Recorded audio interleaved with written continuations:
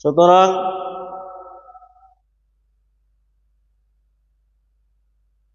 কাবিল তার ভাইকে হত্যা করে ফেললেন শয়তানের প্ররোচনায় পড়ে, নফসের প্ররোচনায় পড়ে, শয়তানের শিখানো পদ্ধতিতে।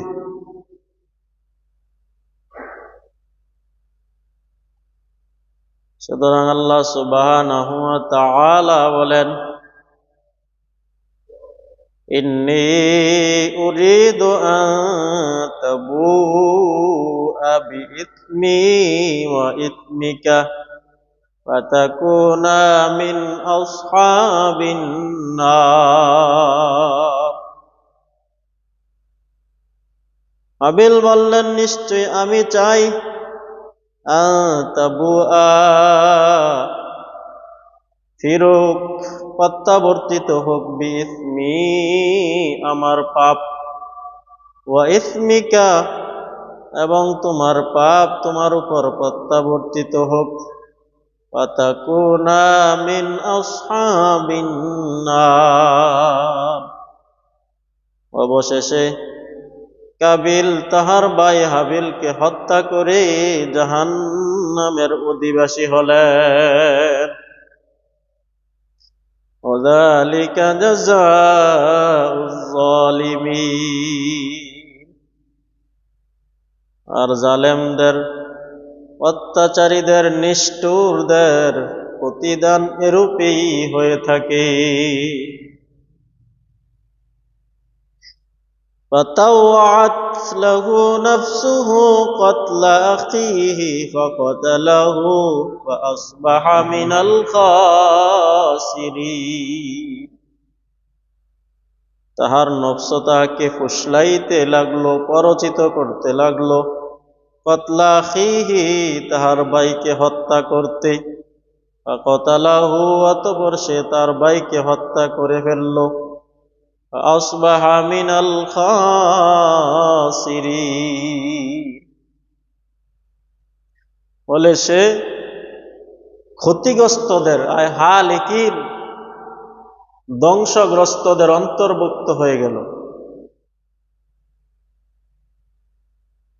মুসলমান ভাইয়েরা আমার, কাবিল তাহার ভাইকে হত্যা করেছে ঠিক, কিন্তু এখন তার ভাইকে কি করবে এটা তো তার জানা নেই। এই জন্য কাবিল তার ভাইকে কাঁধে করে এক উপত্যকা থেকে আরেক উপত্যকা, এক জমি থেকে আরেক জমি, এক পাহাড় থেকে আরেক পাহাড় চষে বেড়াতে লাগলেন। 1 বছর পর্যন্ত তাহার ভাইকে কাঁধে করে সে এক উপত্যকা থেকে আরেক উপত্যকায় চড়ে বেড়াতে লাগলেন। এটাই ছিল দুনিয়ার মধ্যে তার অন্যতম শাস্তি। মৃত্যুর সময় হাবিলের বয়স হয়েছিল 20 বছর। সুতরাং মুসলমান ভাইয়ের আমার, এই হত্যার আগে খাবার দাবার পচত না। এই হত্যার পরে আল্লাহ তাআলা খাবার দাবার পচানো শুরু করে দিলেন, গাছের ফলকে টক করে দিলেন। সুতরাং আল্লাহ সুবহানাহু ওয়া তাআলা 1 বছর পর্যন্ত তাহার ভাইকে তাহার কাঁধে নিয়ে ঘুরাতে লাগলেন। তারপরে আল্লাহ তাআলা তাহার ভাইকে কিভাবে মাটিতে দাফন করতে হবে সেটা 2টা কাকের মাধ্যমে শিক্ষা দিলেন। একটা কাক এসে আরেকটা কাককে হত্যা করলেন। সেই কাকের পা দ্বারা, চঞ্চু দ্বারা মাটি খুঁড়লেন, মাটি খুঁড়ে গর্ত করলেন। সেই গর্তের মধ্যে মুখ দ্বারা টেনে টেনে, পা দ্বারা টেনে টেনে কাকটাকে এনে গর্তের মধ্যে রেখে মাটিগুলো দিয়ে চাপা দিয়ে তাকে ডেকে ফেললেন। এভাবে কাবিল শিখতে পারলো যে আমার ভাইকেও এভাবে মাটির নিচে চাপা দিতে হবে। সে এই বিষয়টা তাহার জানা ছিল না, এই জন্য সে আক্ষেপ করলো যে হায় আফসোস, এই সাধারণ বিষয়টাও আমার জেহেনের মধ্যে নাই, এই বিষয়টাও আমার জানা নাই। আল্লাহ তাআলা বলেন ফাবাআসাল্লাহু গুরাবাই ইয়াবহাসু ফিল আরদ লিয়ুরিয়াহু কাইফা ইউওয়ারি সাওআতা আখি। আল্লাহ তাআলা কাক পাঠালেন ইয়াবআসু ফিল আরদি, জমিনের মধ্যে, লিয়ুরিয়াহু, যেন সেই কাক তাকে দেখায়, শিক্ষা দেয়, কাইফা ইউওয়ারি সাওআতা আখি, কিভাবে তাহার মৃত ভাইয়ের লাশকে সে গোপন করবে।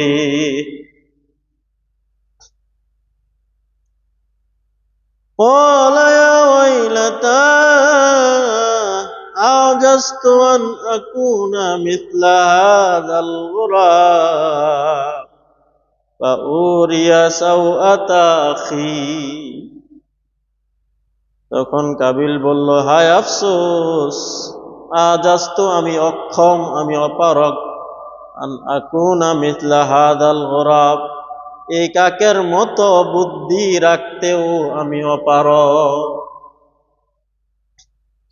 আন আকুনা হওয়া মিথলা হাদাল গুরাব, এই কাকের সদৃশ্য হওয়া, এই কাকের বুদ্ধি রাখা আমার দ্বারা সম্ভব হলো না। হায় আফসোস, আমি তো অপারগ, আমি বুদ্ধিহীন, আমি জ্ঞানহীন। ফাউরিয়া সাওয়াতা আখি, কিভাবে আমার মৃত ভাইয়ের লাশকে আমি কবর করব, দাফন করব, এই বিষয়ে আমি অক্ষম। ফাসবাহা মিনান নাদিমিন, ফলে সে লাঞ্ছিতদের, বঞ্চিতদের, অপমানিত দলের অন্তর্ভুক্ত হয়ে গেল, অর্থাৎ জাহান্নামীদের অন্তর্ভুক্ত হয়ে গেল কাবিল। অতঃপর সে তার ভাইকে কাকের দেখানো পদ্ধতিতে মাটিতে লুকালেন।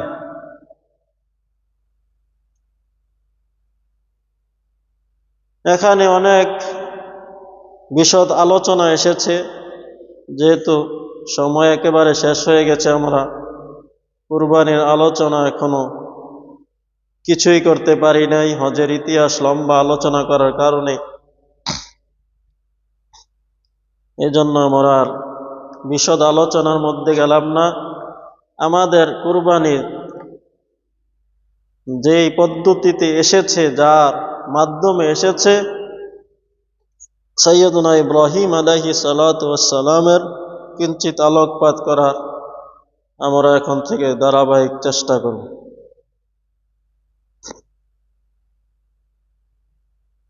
সাহাবায়ে কেরাম রাদিয়াল্লাহু তাআলা আনহুম আলাইহিম আজমাইন প্রশ্ন করলেন আল্লাহ তাআলার হাবিবকে, ইয়া রাসূলুল্লাহ, ইয়া হাবিবাল্লাহ, আমরা যে কুরবানি করি সেই কুরবানি কি? قال أصحاب رسول الله صلى الله عليه وسلم ما هذه الأضاحي يا رسول الله। হে আল্লাহর রাসূল, হে আল্লাহর হাবিব, কুরবানি কি জিনিস? আল্লাহ তাআলার হাবিব বললেন, ক্বালা সুন্নাতু আবিকুম ইব্রাহিম আলাইহিমাস সালাতু ওয়াস সালাম, তোমাদের পিতা, মিল্লাতের পিতা ইব্রাহিম আলাইহিস সালাতু ওয়াস সালামের সুন্নাহ, রীতিনীতি, পন্থা পদ্ধতি। قالوا فما لنا فيها يا رسول الله। তারা আবার প্রশ্ন করলেন, ইয়া রাসূলুল্লাহ, ইয়া হাবিবাল্লাহ, এই কুরবানি করলে আমাদের জন্য কি প্রতিদান রয়েছে? এর ফলে আমরা কি পাবো, কি প্রতিদান পাবো, কি বিনিময় পাবো? আল্লাহ তাআলার হাবিব বললেন, ক্বালা বিকুল্লি শারাতিম মিনাল হাসানাহ। আল্লাহ তাআলার হাবিব বললেন, তোমরা এই কুরবানির বিনিময়ে প্রত্যেকটা পশমের বিনিময়ে এক একটা নেকি পাবি। সুবহানাল্লাহ।